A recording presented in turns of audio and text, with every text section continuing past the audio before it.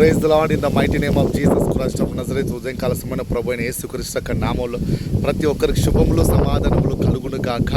ప్రభు అయిన యేసుక్రీస్తు నిన్ను బలపరుచుటకై, నిన్ను ధైర్యపరుచుటకై, నువ్వు ఉన్న ప్రతి పరిస్థితిలో నిన్ను లేవనెత్తుటకై ఉదయకాల సమయంలో తన వాగ్దానముతో ఈ విధంగా నీ దగ్గరికి వస్తుండగా, ఈ వాక్యం, ఈ వాగ్దానమును బట్టి నీ జీవితంలో ఏ పొజిషన్లో ఉన్నావో, ఎటువంటి పరిస్థితుల్లో ఉన్నావో, ఈ వాక్యమును బట్టి నువ్వు బలపరచబడదు కాక.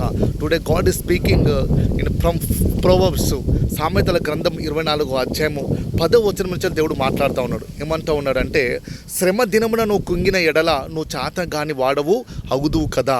అంటే శ్రమ దినం వచ్చినప్పుడు నువ్వు విశ్వాసంతో ధైర్యంగా నిలబడితే కనుక ఆ ప్రతి పరిస్థితిని జయించుటకు దేవుడు నీకు సామర్థ్యం ఇస్తాడని దానికి అర్థం. నువ్వు కృంగి ఉంటే ఎలాగ దాన్ని జయించగలుగుతావు.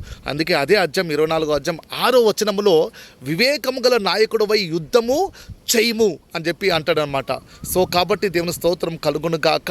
నువ్వు మంచి విశ్వాసంతో కూడిన పోరాడి గొప్ప విజయం పొందుకుందు గాక.